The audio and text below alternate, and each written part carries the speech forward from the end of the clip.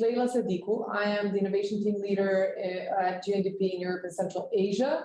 And Gokce Tuna, head of exploration at UNDP Turkey, and I will be co-moderating, co-facilitating, taking you through this session today.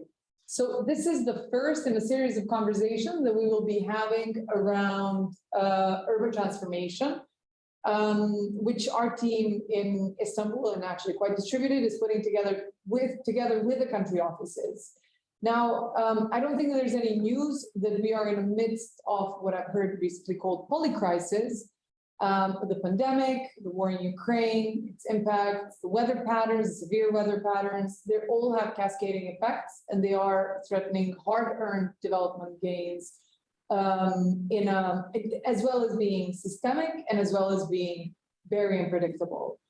But we're also seeing hope, which is really the reason why we're having this series of urban talks. We're seeing cities, communities, private sector, practitioners, people coming together to do things differently, to collaborate, to reflect, to respond, and ultimately really to build forward better.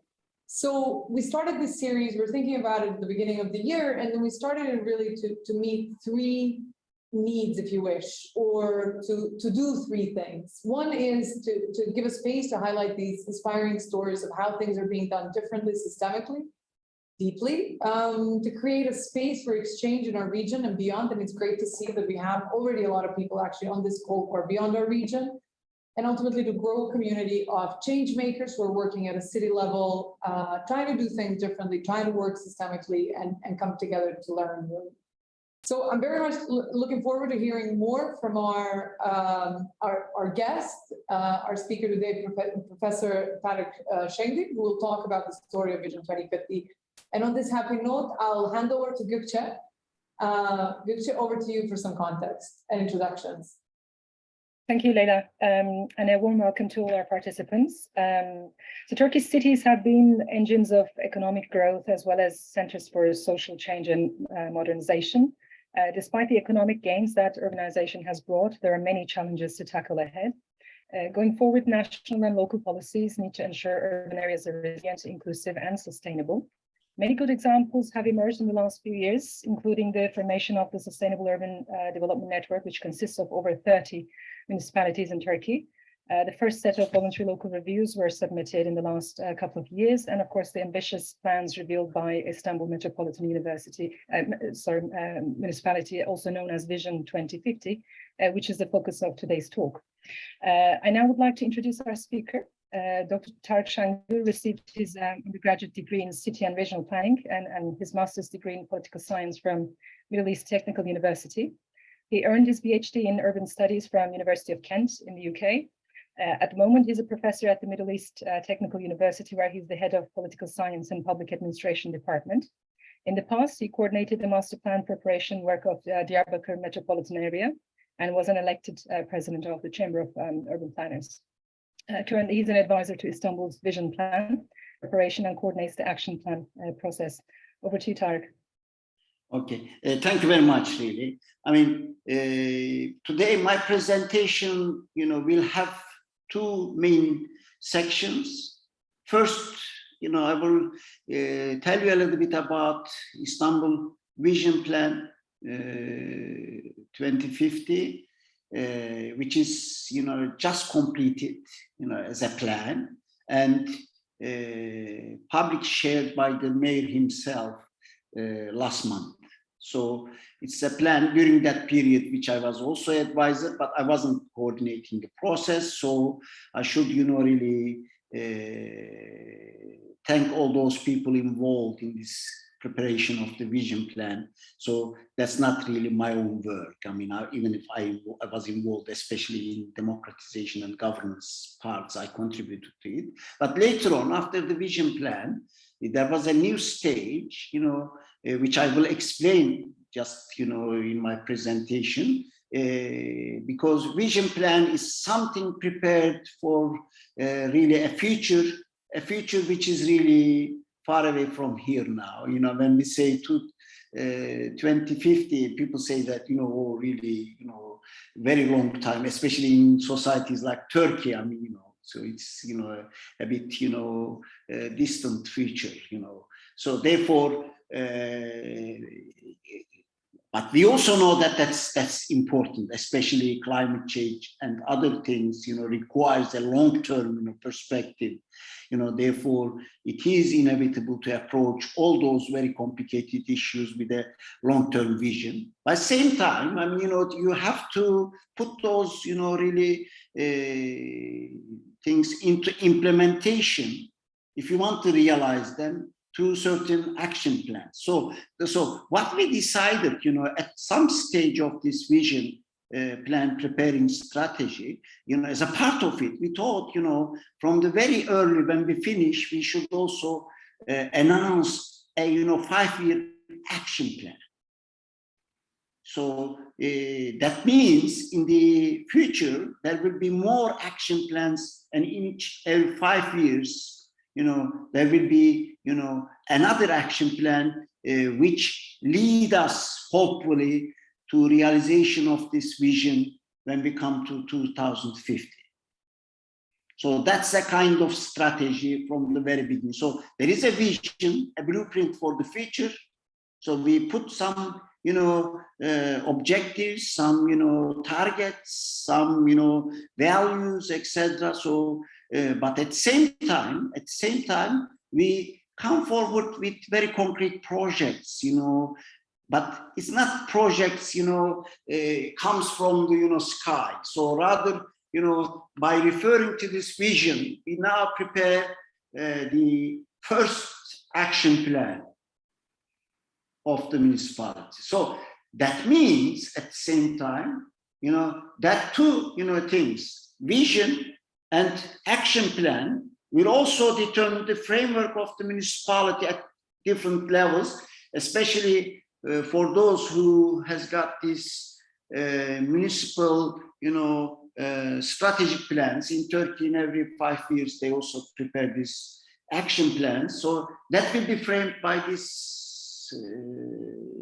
vision and action plan. So in a way, we try to coordinate the whole, you know, municipal attempt and beyond that, you know, with the all partners.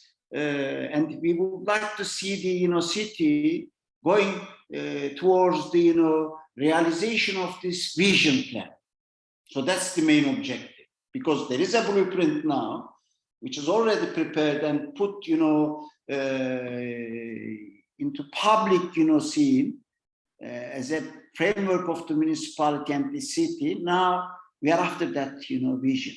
So we show that, you know, we are serious, we try to realize. So let me first, you know, what vision plan tells us, and then how we transformed it into an action plan, you know, in the second part of my presentation.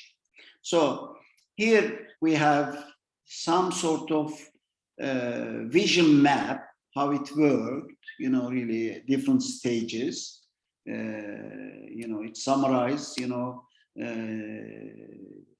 that is prepared by the Istanbul Planning Agency, which is established to bring a planning perspective into the, you know, really city and the municipal administration. It's a very specific organizational body within the municipality with some, let's say, privileges, with some, you know, special status recognized by the, you know, mayor himself and the administration. So it's responsible from all these planning processes for the future.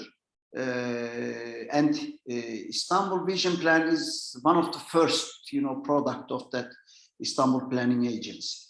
So that's important, you know, point to make, you know, place the, you know, all these vision plan within the municipal, you know, priorities. It is a, you know, kind of highly, you know, high level priority given by the mayor, and then Istanbul Planning Agency was the responsible agent from this planning process. And then they worked for 2 years, let's say, to prepare this vision plan and an analysis with the participation of, you know, conferences, participants, workshops, and then, you know, in a way, a huge number of, participatory meetings with the different stakeholders in the city.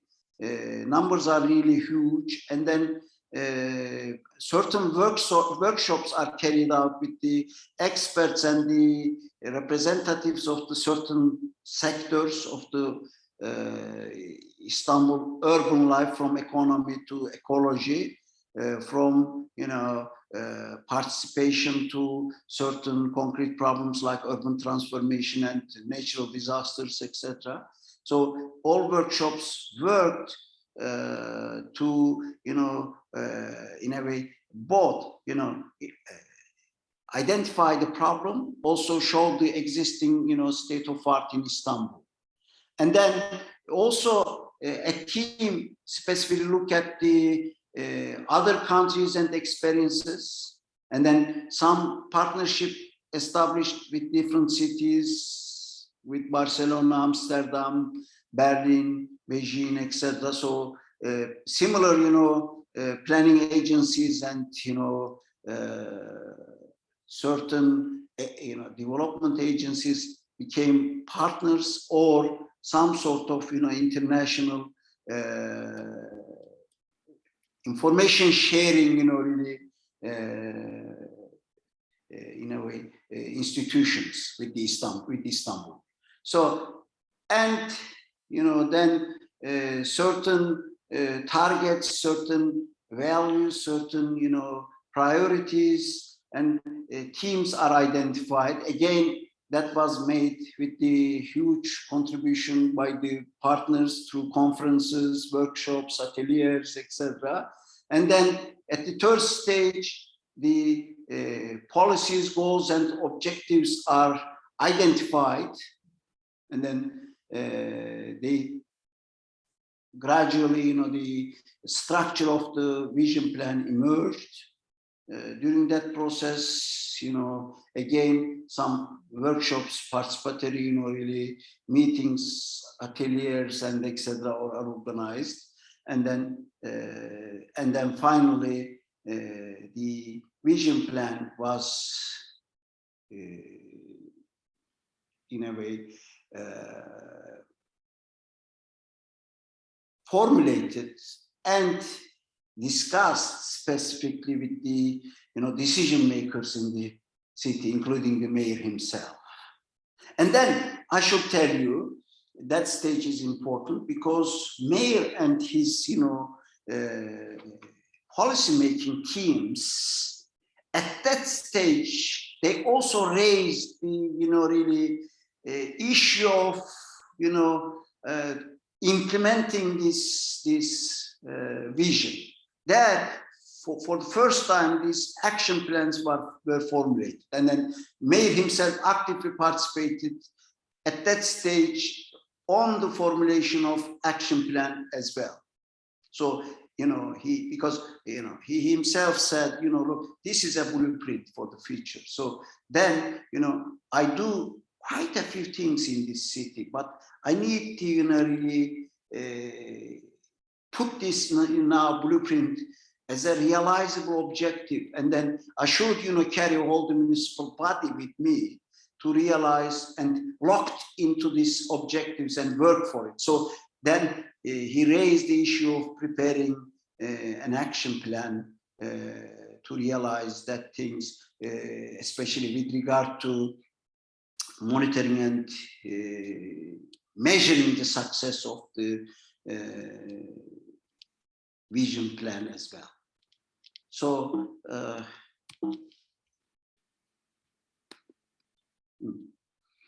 so this is the number of the stakeholder meetings, events, and also the involved people, number of involved people from different sectors. So let's come to this, a little bit summary of this vision plan, because we have here some vision, some basic declaration, but 7, topic themes were identified by the, through the participatory meetings. Here you have these 7 themes or issues identified. And then, climate adaptive city, inclusive mobility and, transportation, infrastructure, vibrant, urban space, and also, increasing the public space and sensitivity on that issue. And then, of course, a resilient economy. At the same time, accessibility and fair urban communities, access to those, services and infrastructure, public, services, etc. So, because we can produce a lot of things, but accessibility and fairness, are one of those conditions to realize it. So, and also, in addition to this, in a wider perspective, equal and free society, democracy, etc., are also raised as part of these 7 issues as the main, really themes of this vision plan. Around that, we have numbers of goals and a lot of objectives. I mean, time to time, people complain about the numbers of objectives. They are too many, etc. But when you have a city like, with a population 16, 17 million, I mean, and if you have a, huge urban space with different sectors, of course, there are too many problems. And then to solve them, you have to put goals and objectives to face them. So, and then also some indicators are, developed. So these are the mainly, of course, climate change, environment, ecological, problems, etc. So it's one dimension, which is one of those, really reason why in the first place such vision plans are developed. So that was first, place priority in the vision plan. And mobility is another theme.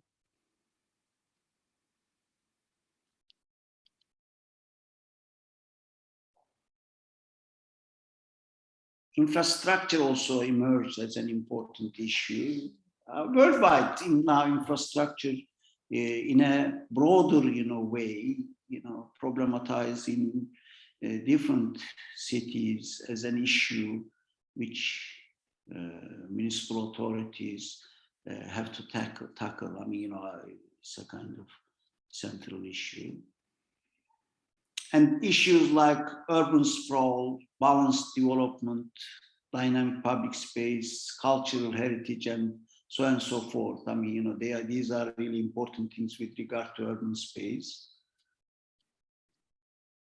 And of course, maybe economy is another infrastructure to realize a livable, vibrant city. So here, Istanbul has got to make some choices, etc. So, but here I should admit, I mean, one of the issue for Istanbul, especially with regard to this global economy. I mean, we discussed this last month with Saskia Sassen as well. She was invited to the, really this vision plan declaration meeting.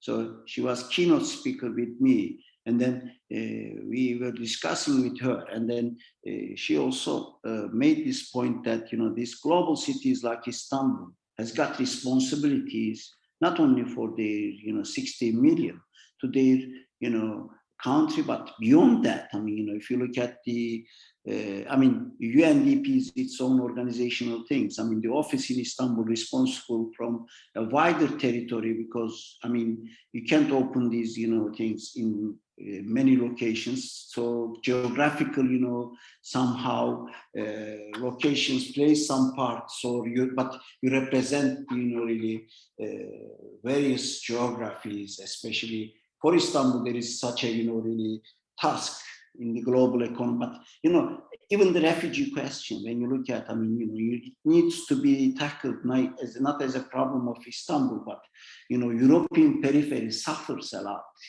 from this huge, refugee, problem, because they carry more than they can carry. But some countries also, push these societies, keep as a, some sort of buffer mechanism. So that's not, some sort of sustainable or somehow realizable goal. So cities like Istanbul should negotiate with this, stronger geographies, not only for themselves, for the wider territory. So this is not only economic, but societal, demographic, and border issues as well. It's going beyond the, really their own, 60 million population.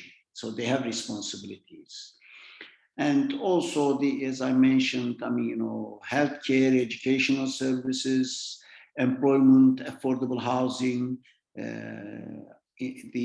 access to some sports services, etc. So there are these issues also identified as the, really key issues for Istanbul. Of course, again, including the refugees, equal and free treatment and other issues emerge as a kind of important issue. There is a hand. I don't know,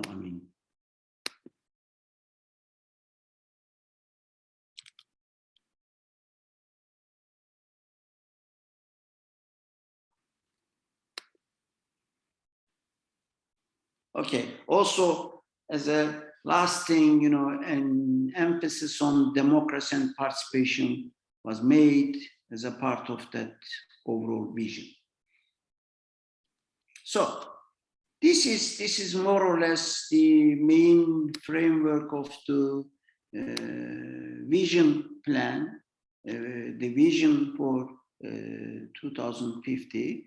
But then, as I mentioned, to reach these targets, Istanbul is now set to prepare its 5 years action plans. So, but the basic difference is that, action plans are context-sensitive plans, which guides the interventions and projects of the municipality. So, vision is rather, really a blueprint. Of course, we recognize all these shortcomings, etc. But in the end, what we put in the end, a vision for the 2050, an end situation, situation we would like to reach. So as I mentioned, but the world is, is quite, really troubled at the moment, and it seems to be these troubles, these problems, and crises and challenges are not going to go away. We are not, anymore in a period of stability worldwide. Including, the geography. Turkey and Istanbul covers. There will be some sort of, future determined largely by, certain challenges.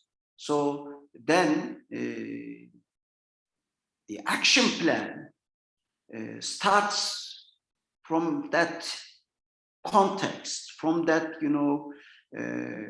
crisis-ridden world. So, and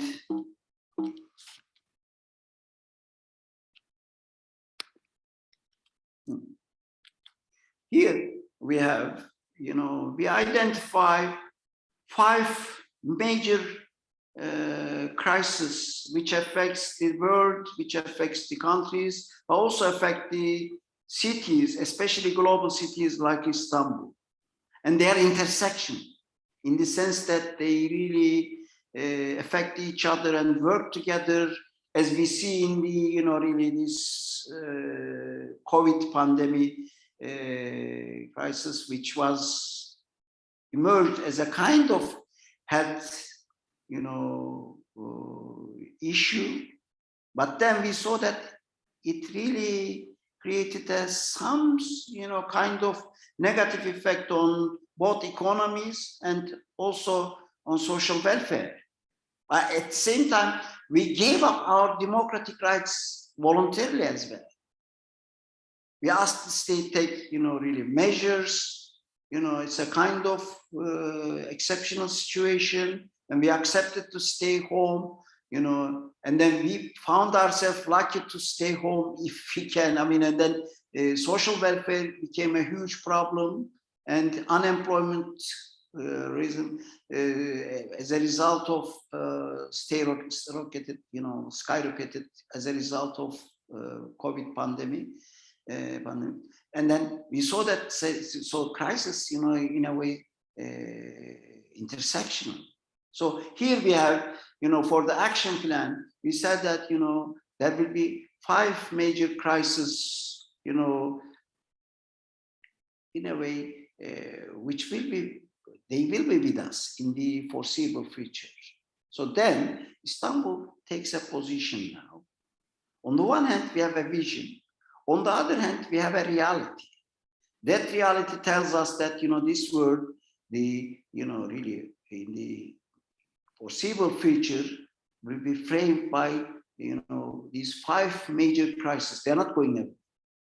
As we see, these economies are really having serious crisis. Welfare becomes a huge problem. It's a part of the economy, but beyond that, solidarity is collapsed. All these, protective nets, not only in the economic sense, in social and cultural sense as well, having deep, problems, meeting huge challenges. But at the same time, we see that, producing built environment in a fair way becomes a huge issue. Like, in Turkey and in many countries, housing prices are going up in an incredible and unprecedented, scale, along with the rent, levels. They are going, up and up without, as if they are out of control. So likewise, we are having serious ecological crisis in the form of, flooding, in the form of, earthquake, in the form of, drought and, food crisis, etc. So in the end, these are our, 5 frameworks. So here, the main framework for the action plan. So on the left-hand side, we have the scales, but these scales are, not general scales, but Istanbul as a global, really city, Istanbul as a national, really center. It's Istanbul metropolitan area, Istanbul urban area, district, level, and neighborhood level. So these are all Istanbul's, in a way, scales of action. Some, actions taken by Istanbul are at global scale. Like this activity itself, it's going beyond the, really, national context. Let alone metropolitan area. So we are talking with the, global, policymakers all around the world, like you. People from different parts of the, certain territory around here, Europe and maybe some parts of Asia, also Middle East. It's now, involved in this common thing. So Balkan cities, for instance, is an activity initiated with the huge, involvement of Istanbul. Now, cities in Balkan countries coming together. The last meeting was in Istanbul. Next one will be in Athens, etc. So these are, when I put these scales are not the scales global in general sense, but Istanbul global, Istanbul nation, Istanbul metropolitan, etc. So then we put the crisis. Then we now, framed everything around these 5 issues.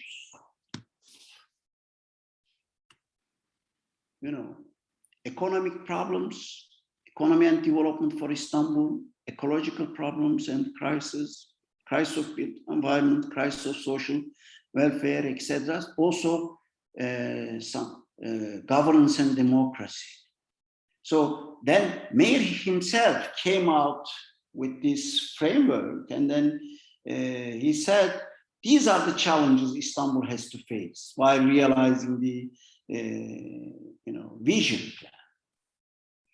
And then he put the governance and democracy first by saying that, look, these crisis periods, like economic problems, like ecological problems, like social welfare problems, as I mentioned, this crisis means states of exception.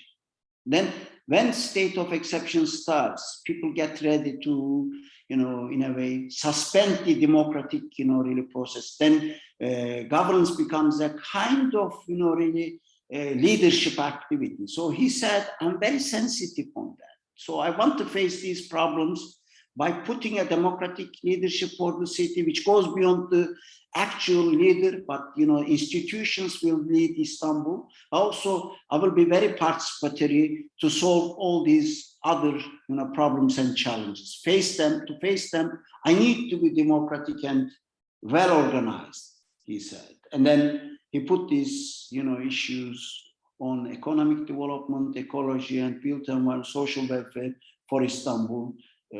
Through the, that's why governance system of Istanbul and democratic participatory processes are the key one in the middle, if you realize. It appears once again. And then there, the city will produce its own strategies and action plans through the democratic and processes and governance structures. So that's why, you will see in the very middle that governance system of Istanbul, democratic participatory platforms. So they, through them, strategies and interventions and project will be formed. That's why now, this office, IPA, Istanbul Planning Office,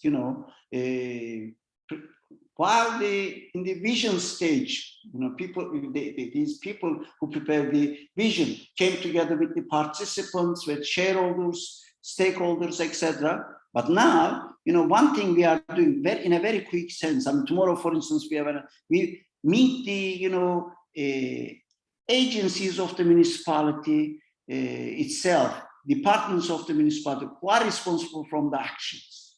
For instance, tomorrow, this planning agency will come together with the so-called planning, department, which is the, really urban planning, department, which is responsible from the preparation of the, spatial plan of the Istanbul. So we will share with them the vision plan, which is already shared, but at the same time, first formulations of the action plan. What kind of really issues we raised as the key issue? So, for instance, as this is the department on built environment, which is the fourth, really challenge, if you can see. So we will discuss specifically our, identify strategies and interventions and projects. What kind of areas we raised as the key areas. And then, what kind of projects we are really proposing, and then we will share with them, and then we will discuss with them, and then we will ask them to produce their own. And then we will negotiate with them. So then we will go outside and we will meet other partners in the city, which is related to built environment and infrastructure. So this is one of the 5 areas. So we come together with the people, first within the municipality, all related, really units and departments within the municipality on built environment. Then later on, we will meet ecology departments, and then we will meet social welfare departments. But in each case, we will, discuss our own strategy. We will put forward, we will present that, and then we will give it them. Then we will say that, come with yours. And then let's, bring them together, and then we negotiate, let's see the differences, let's see the similarities and resemblances, and then, let's negotiate. Then we can, really turn it to action plan, because we are not, really implementing agency as IPA, Istanbul Planning Agency. We are not the implementing institutions or departments are those things we invited now. But then we will meet together with them, the other partners in the city. In this case, for instance, with reference to built environment. For instance, we need to meet the people who are sensitive to earthquakes, etc. So those, associations, certain, really organizations, even social movements who are organized around the earthquake problem in Istanbul because they live in the, really vulnerable houses and they want renovation, improvements, strengthening and transformation in certain parts. And then we will discuss our strategies with them afterwards. So it's a huge workload, but nonetheless, you have to carry out that thing. So, and then another thing, the mayor himself also made as a point previously. For instance, with regard to how it works, when we come to a certain stage, let's say you are a private developer and then you come with a large-scale project to us. Then, we are now designing some sort of impact analysis. This impact analysis will cover two things. These 5 areas, what kind of really, economic perspective that project brings to the city, its cost to the city, what kind of employment strategy, etc., and then what kind of ecological impact it will create, what kind of built environment it brings, and what will be the contribution to social welfare in the city.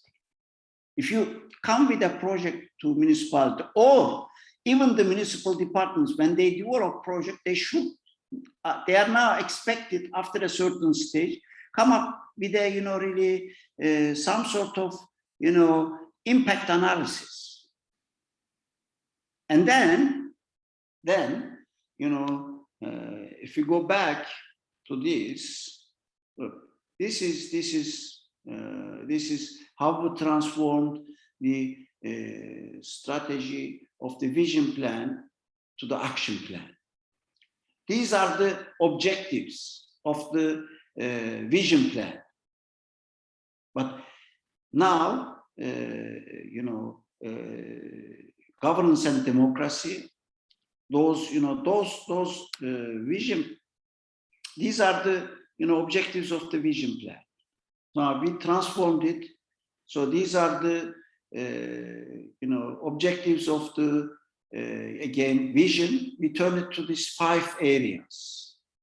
So we transformed it. So these are those related to the built environment. So then, if someone comes with a project, so these are the things we are expecting them. So how it, improves the quality of life. How is the, how is handling the public space? What kind of impact, because we want to prevent urban sprawl. So it is, if it is a sprawl, inducing project, so that's a kind of negative aspect, so we have to look at it. So that's how we, monitor the, really all these implementations. Both municipal departments themselves as well. For instance, with regard to social welfare, these are our vision objectives, okay? So then we will check each project, how it copes, how it contributes positively or negatively to those objectives. So this is how we really, in a way, coordinate the urban development, in different areas, especially in these 5 areas. So you can come with a, economic project, or you can come with a, social project.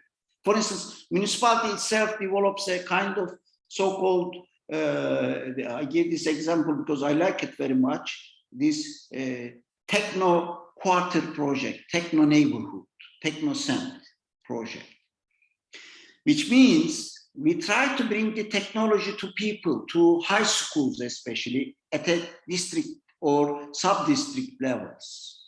So then anyone who will involved in this project, first of all, let's start with the democracy and organization. So we will ask them, so what kind of organizational structure you assume? What kind of democratic and participatory process it will, really establish? For instance, if it is a techno, let's say, district, so what kind of governing body it would have? Is it participatory? For instance, we even want the young people from the high schools should be part of the administration, or neighborhood associations, or so-called muhtars, neighborhood headmen or whatsoever, women. So then we want to see what kind of democratic and organizational aspects, and how it contributes to economy and development, how it really affect the built environment and infrastructure. So is there any social welfare impact, and what kind of ecological really cost or benefit it bears? So this is a kind of overall strategy. So perhaps through that we will have as also somehow a measurement strategy, feedback strategy, a kind of strategy which really provides us with some sort of monitoring and feedback mechanism, so that we can measure the each action's impact, both on the vision plan, also the action plans, so that we will measure in these 5 and 7 areas. So that's my presentation. I suppose it's taken a little bit longer than what I assumed. No. Thank you very much for listening to me. Thank you so much, Professor Tarık. Thanks for this comprehensive presentation. And if I can just maybe pull 3 things that I think are very interesting from how Istanbul has approached this. One is the broad consultations with over 22,000 people over a period of 2 years. I think this is usually, even when we're putting projects together, we're always pushed that design stage to condense, and I think it's really interesting and commendable to go through such a consultative process. The second is, I find it interesting that you turned away from the vision language into a crisis language and translating it into crisis, as we've discussed during different times we've spoken, as something that those who live in Istanbul experience much more deeply and experience in every day. So how do we want solutions to ultimately? And then I think the third thing that is quite, so UNDP in general, we're trying to apply a systems logic, and I think the way in which you've taken these 5 crises, 5 problems, however you want to call them, and then turn them into horizontal principles that anybody who is thinking about doing something in Istanbul needs to think about how to address them. So I think I found that very refreshing. But Gokce, over to you, and please also just write questions in the Q&A section. I think we have the first one, but for everybody else, feel free to ask your questions. Leila, and thank you for a very exciting presentation. So we have only one question at the moment, which I'm going to take now, and then please feel free to write while we take this question. So I'm going to kind of summarize it. The participant would like to, I guess, understand how important do you think it is for there to be an alignment, a full alignment between the municipal administration and the national government, or maybe I can. In other words, when we think about Istanbul, we're talking about the largest European city, officially by population, and elected officials come and go. They have the election cycles every few years, but the city remains. It doesn't go anywhere. It only gets bigger, and its problems get more and more messy. So how do we make sure that the current administration, in the case of Istanbul, is handling this? But if there's going to be another administration in 5 years' time, what happens to Vision 2050? Yeah, that's a good question. I mean, only a autocrat or some sort of dictator can really assure really things like that. It's always a democratic process which in the end may bring some understanding to an end, and then some new administration. Maybe we will be punished for preparing this vision in the next election. So who would ask to keep that vision in implementation then? If people punish us for that reason. But then, if we can, there is always this possibility. That's what I would like to underline in the first place. But secondly, I mean, it depends on the success of the, governing bodies. with regard to these kind of visions and implement, if they, bring, some success to the city through these plans, even if they, disappear, then, certain visions will survive, I suppose. But then, of course, this administration can themselves survive through successful implementation of these plans. So therefore, if you want to get a real success, you have to do good plans and implement them, really effectively, so that you can, keep going, you and, or your, heritage or some, representations by the very same quarters with you, people can go, and then some administration can go, but understanding and party lines or ideologies can survive through these kind of successes. So I feel that the main key issue is to create a successful experience. Okay, for instance, I mean, I can say that 100% success, but this participatory budgeting, I mean, those administrations who applied this participatory budgeting, they disappeared, but the participatory budgeting survives, even if it's not 100% well and kicking, in a way, but still, in different quarters of the world, in different, parts of the world, it was found a very successful idea, and some other administrations tries to, create, participatory budgeting and the similar experiences. So it depends. I mean, but the key thing is that, really, make it a successful experience. I mean, if you want to keep going on. That's why it's important going beyond the promises and vision, taking some actions, and that's what we're trying to do. I hope it will be successful. I hope. Thank you. And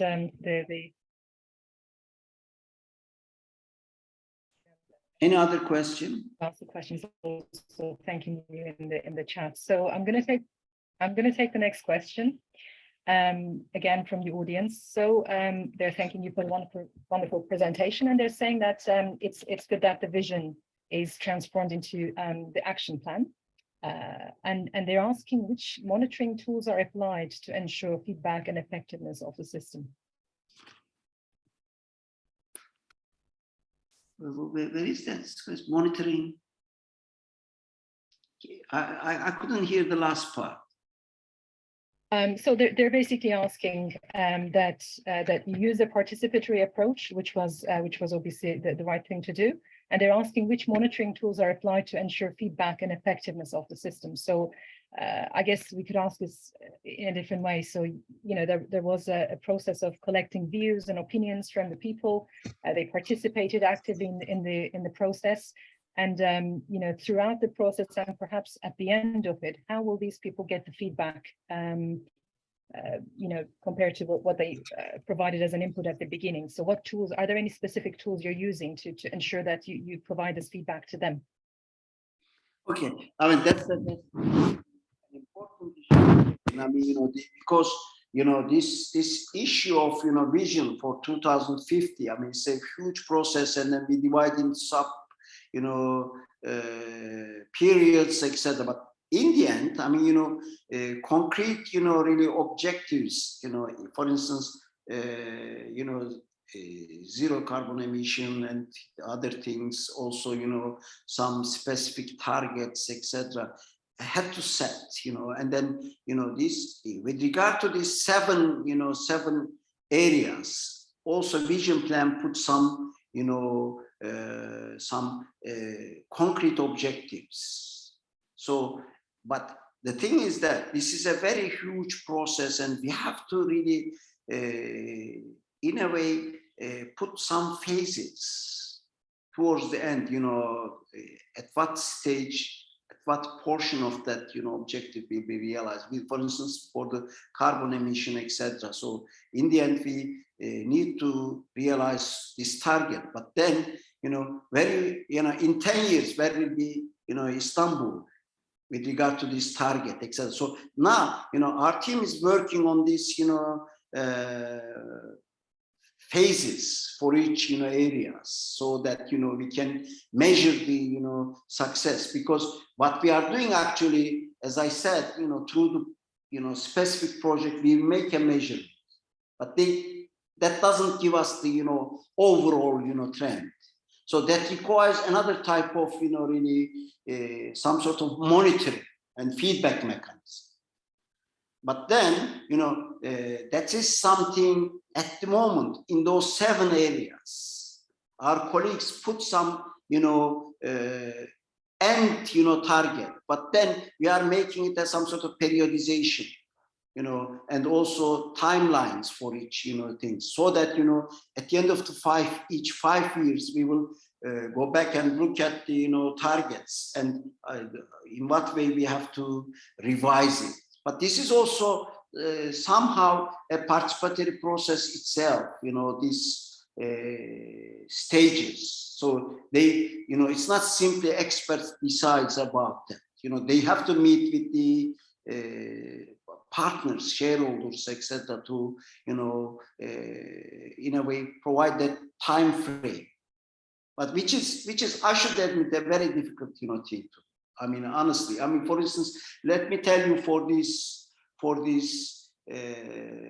earthquake, really vulnerable housing stock, which is, if you ask me, the first priority in Istanbul, because Istanbul is a, earthquake-prone, city, and there is a huge housing stock waiting for strengthening or redevelopment. Okay, so then, this huge housing stock, you can't, realize this objective at once, but it can't wait till the 2050 as well. Because it's a matter of life or death. So for this reason, now, we are doing a kind of, targeting strategy, as short as possible. Then, we are talking to the partners for that specific target. Certain things you can push it to 2050, but certain things like earthquake thing, it needs to be sorted out as soon as possible, because it's a life-threatening thing. And so that requires a specific, really study, which we are doing this minute with the other municipal bodies here, so that, we look at, but meanwhile, that's why it is related to crisis. This, construction sector costs are going, skyrocketing in Turkey. And this housing strengthening in the earthquake areas requires a huge investment. So then it's not simply putting the years, as a target. You have to look at carefully your budget, what kind of, really, what kind of resources you can rely on beyond the municipality. And then now we are working on a, some sort of draft bill on the taxation system, which creates an extra income through the taxation.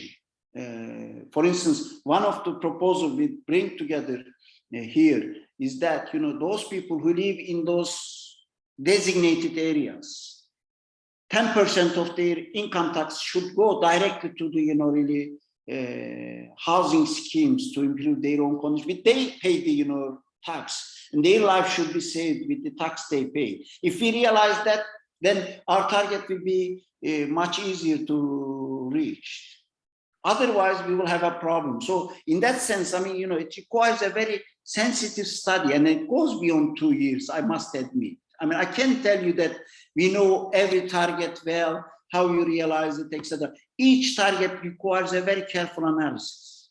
So that's what we are doing at the moment in parallel to those, action plans. Thank you, which actually nicely kind of links to the next question. So it's, short term, what needs to be done, and long term, how do we understand the long term and how they interpret it? So the question is this: long term thinking is challenging for many of us, and so the person is asking you, have you done anything to build capacity at the municipal level to understand long-term thinking, long-termism, and what tips would you give in terms of facilitating discussions about distant time horizons? Yeah, establishing some sort of dialectic relationship between short-term and pressing problems and long-term things like, really carbon emission, etc. So they are not, long-term, but in the end, I mean, it's a kind of, issue which goes beyond the, individual municipalities, etc. So here, the thing is that 5 years action plans, okay, they are not simply, that's why it is important, it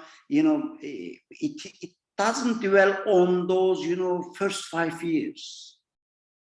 You see, I mean, it involves both short-term project, which is to be realized within the 5 years, but certain projects will start within that 5 years, but it will continue.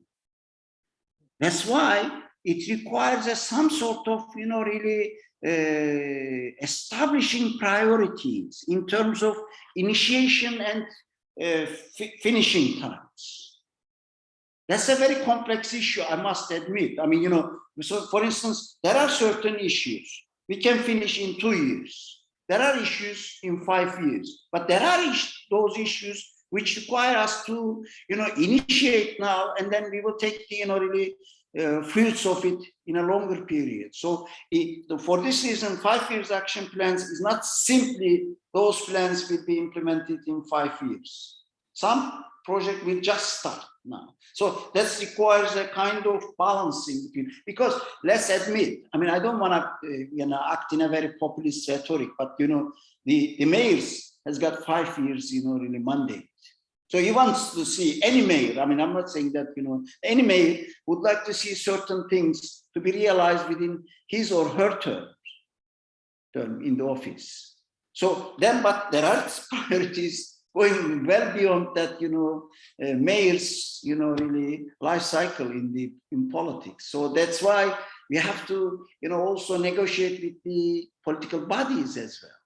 So that's why administrative bureaucratic structures are important. I mean, we can't rely on the, goodwill of the mayors or all those political figures. They are, important. They are, I'm sure, very sensitive to the long-term problems, but city administrations goes beyond the, really political figures. That's why bureaucracy is important here.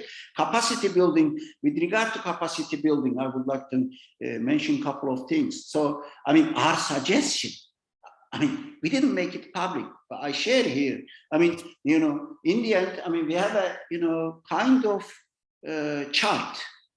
We reorganized the municipality along these 5 lines. You see what I mean? All this organizational structure of the municipality, actually, we have a, kind of proposal. We will negotiate, but we didn't put it into, presentation there because it will create an uproar. I mean, some sort of objection. Well, all bureaucrats are there, and then you promise them, I will restructure you as well.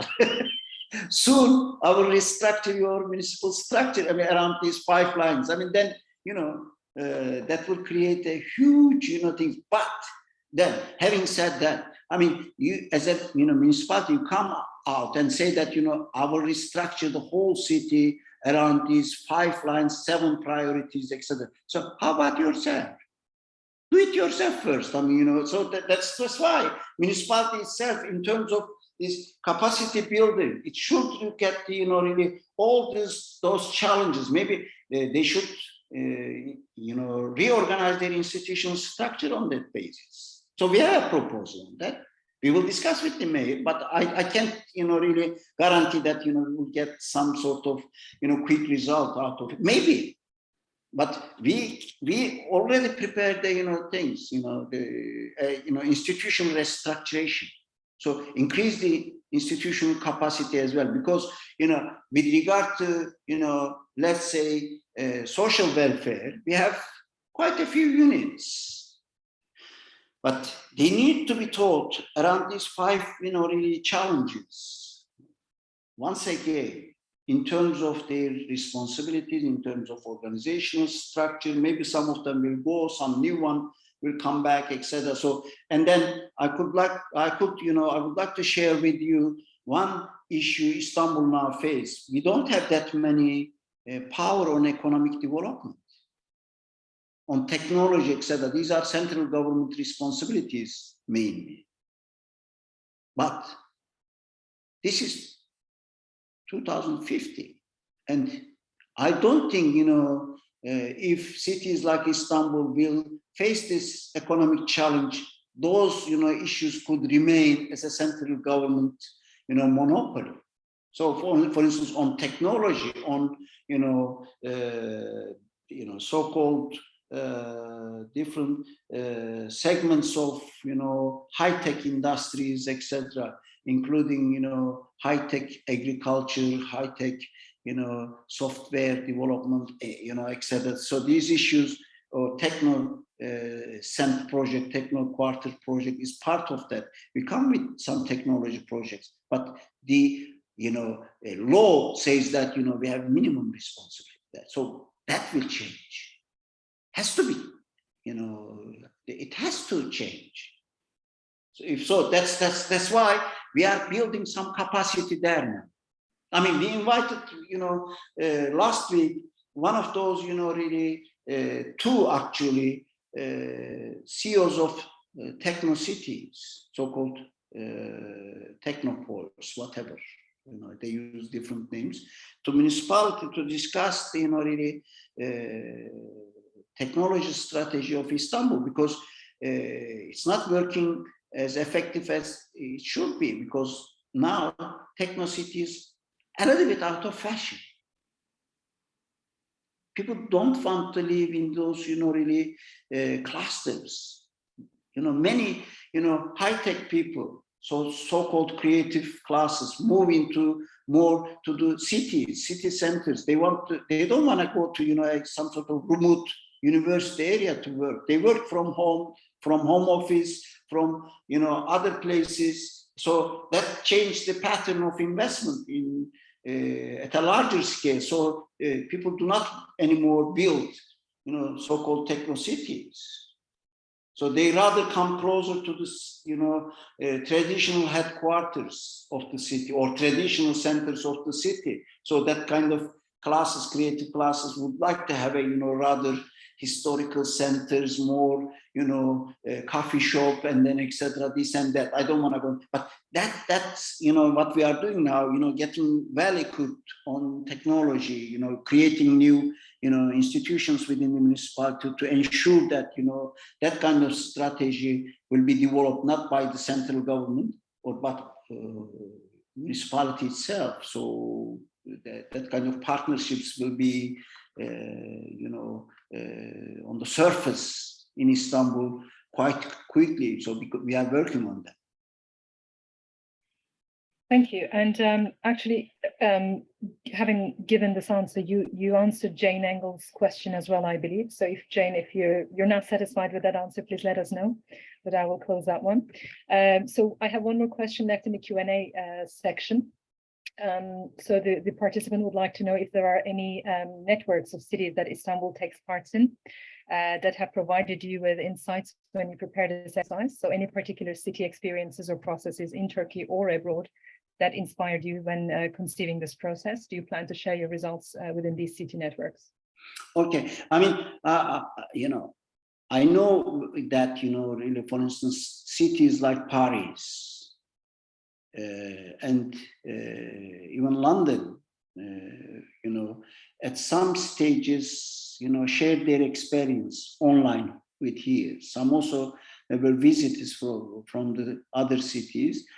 So especially those cities preparing vision plan was contacted, like Barcelona. I mean, we are next month, we are going to Barcelona, I mean, to join and, meeting with them in an international activity. So cities, working on these vision plans were, I can't say partner, but some sort of experience sharing, really, institutions. I mean, but we are working with them closely, and then they were quite interested in Istanbul's attempt, so during the vision plan preparation stage. But also there is now B40, Balkan Cities Network, which is, now led by Istanbul at the moment, and then Athens will take the responsibility next year, if I'm not wrong. I mean, so in every 2 or 3 years, the leading city change in Balkan network, but it's newly established, network, and Istanbul was very active in its establishment, and major cities in Balkans are involved in that network, like Belgrade, Athens, Sarajevo, Istanbul, etc. So some of those major cities are quite active within that network now. And then the other day, young people, from all over these cities in the Balkan network visited here and, spend a week in the campus here. We have a very nice campus in Istanbul, which was previously not a, really workplace, but, some sort of residence for the mayor. So new mayor gave up to that, activity and transformed this large area, green and wood, covered area as the IPA office. Planning agency is now located. I'm in one of those, villas now. Honestly, these are the small offices now for all those, relatively young, experts here. And it is I can show you somehow, maybe you can see the, really outside from here a little bit. It's already, very green area with, a lot of trees and vast area as well. So also there is a library established here.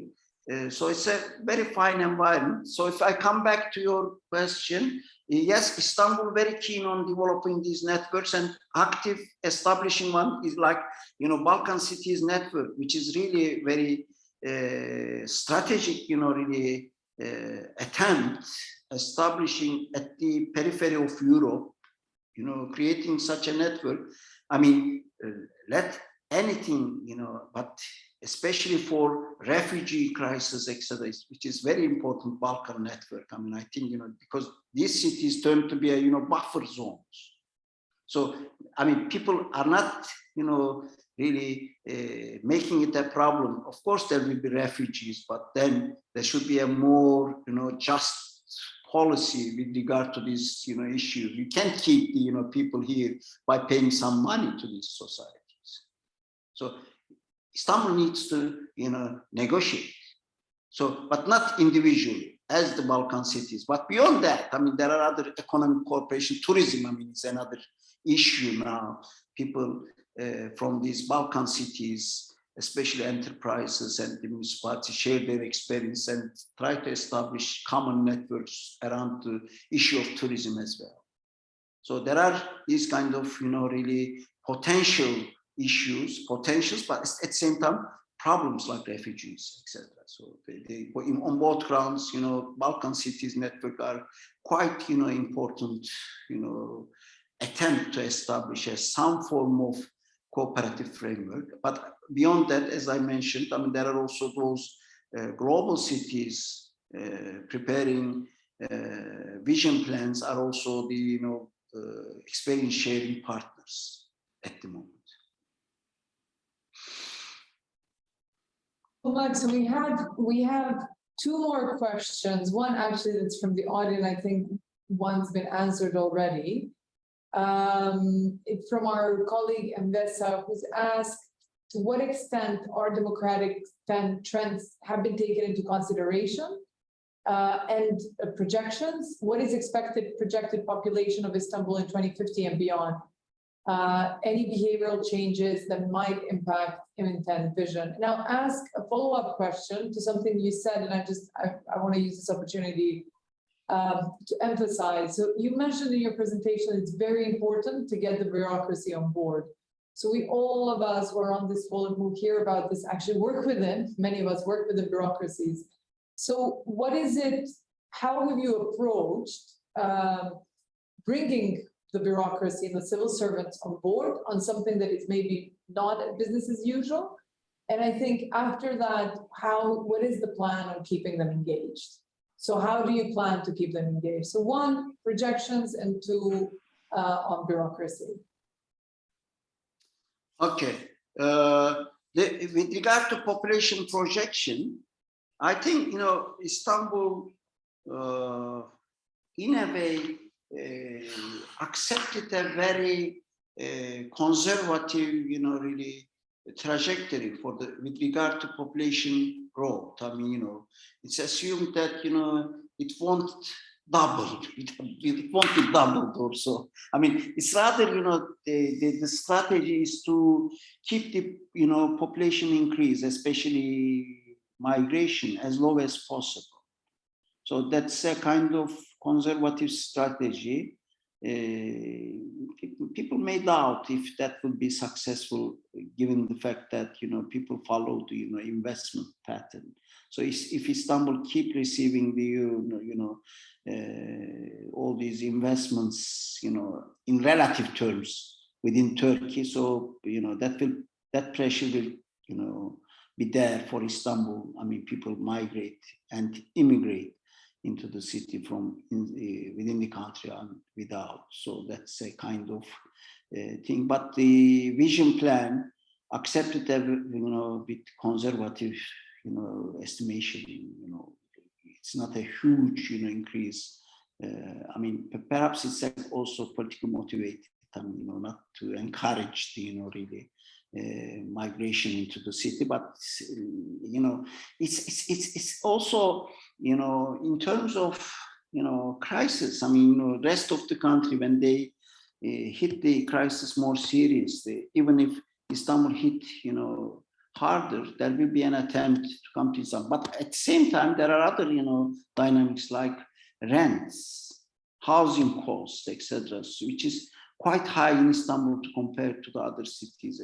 Also, really the prices for the practical things like food, etc., is much higher in Istanbul. If you can't find a job, then staying in Istanbul is much more difficult. So this is a kind of issue which is largely decided by the level of crisis, oncoming crisis, and how Turkey will face them. So it's beyond Istanbul. Istanbul is can set some targets, but that will be nonsense, because economic factors, global factors like immigration and refugee questions. So there are quite a few issues involved in this migration and population increase, going beyond Istanbul's own authority. So that's a kind of wishful thinking, I suppose. But you need to put a number, and then Istanbul acted in a little bit conservative way with regard to that. The second issue was about bureaucracy. So I will repeat something here. I mean, I will be a little bit academic on that. I think good theory is good. I must admit. I mean, I hate bad theories. I mean, that's all confusing and also doesn't give anything. So this, for instance, 5 crisis also is a kind of theoretical piece, but we bring it to some sort of policy framework. Likewise, I mean, this participatory framework, I would like to share with the audience. I mean, actor network theory. I don't know if anyone who were seriously involved. I'm sure people heard of it. Some of you use it, but if you didn't, please take note of this. I mean, actor network theory is one of those approach, especially Bruno Latour, who is one of the leading name of the actor network theory. They developed a kind of they call it translation studies. There they develop somehow a guideline how you get people involved in your project, how you convince people within the same institution, outside that institution, political figures, wider public. So that translation study, starts with problem definition, then, a stage of interestment of the people, then subscription and working together. So there are different steps. And then they first use, and, as a kind of thing, one of the analysis, for instance, they used the case of Pasteur's, vaccination. How, I mean, someone like Pasteur develops a kind of vaccination for a major animal disease. Okay, then in the end, at some stage after a black box, wider, agricultural people, very successfully, used that vaccine and it became a success. So they asked the question, how Pasteur succeeded that? Because in a laboratory, he developed this vaccine and it became a kind of usage going beyond France. I mean, first in France, they analyzed how it succeeded. And then that translation study emerged out of that concrete study of Bruno Latour, how we get people with this idea, how they get their interest in it, how they become stakeholders, etc. So that's a very effective strategy. So what we are doing here, if things goes right, we use a very similar strategy to get people involved in vision plan and action plan. We explain them what kind of really targets it, set, and then those targets, why it's beneficial for them as well.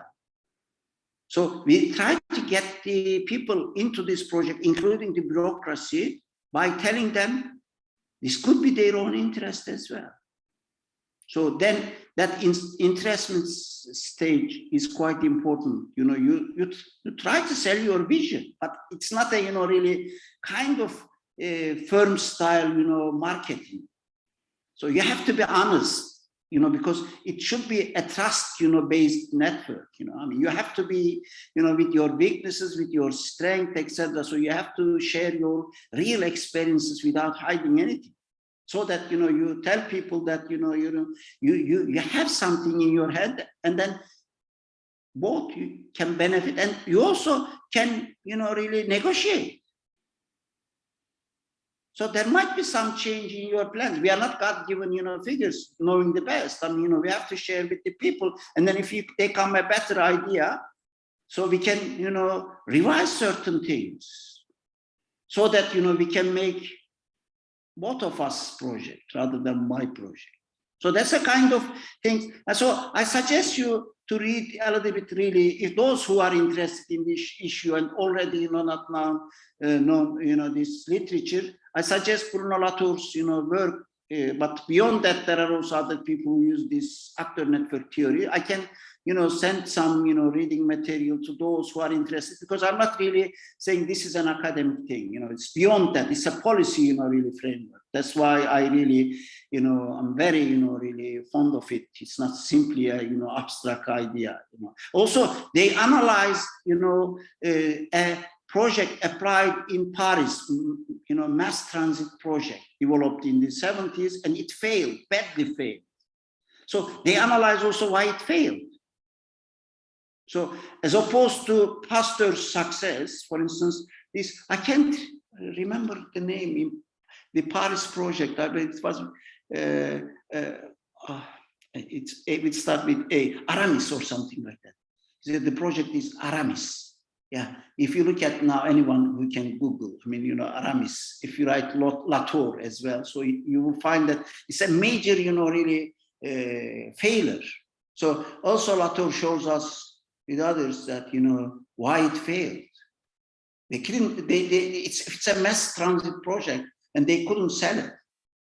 If you speak with that language, I mean, people didn't buy it. I mean, those policy people, etc. So it failed, as opposed to things. So that's the kind of strategic, approach we are trying to use here as well. So tomorrow, for instance, we meet with the planning office with the same things. And so I'm gonna tell them that we have a theory to apply to. I'm joking. So the actor network theory we use as a framework, but being really open and trustworthy is the key issue. Okay. Thank you so much, Professor Tarık. Gokce, over to you.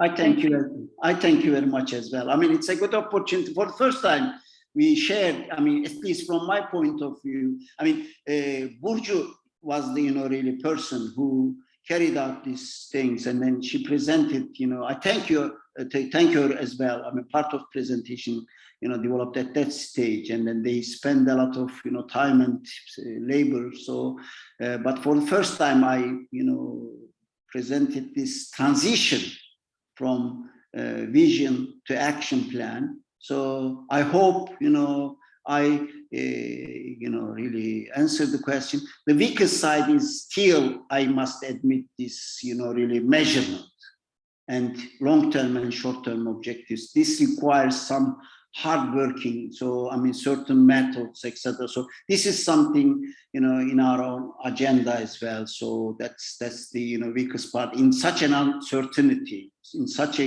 difficult environment. It's really difficult, but nevertheless, we need to develop certain, really, measurement schemes and also some specific feedback mechanisms. That's the, really issue we have to handle as well. So I must admit, as a part of our, really loyalty to the truth, and also trustworthiness. Great, well, thank you very much. We have reached the end of today's session, so I'd like to thank our speaker, obviously Dr. Tarık Şengül, and everyone for their participation. Please join us next week. I think it's on the same day, at the same time. Is that correct? Okay. I pass, my email to those who would like to ask question or so. Sure. Yeah, that'll be nice. So next week we'll be hearing from Restart Ukraine. They'll share it's a collection, and they'll share their approach. Sorry. Wait. I think I send it to. Okay. To pick, yeah, everyone. Is it host and panelists now? I think the Everyone. Okay. Okay. Yeah. Okay. Thank you for sharing your email. Anyway, next week we'll be hearing from Restart Ukraine, and they will share their approach on assessing the impact of war in Ukraine and using the momentum for reimagining cities beyond infrastructure recovery. So see you next week. Thank you very much again.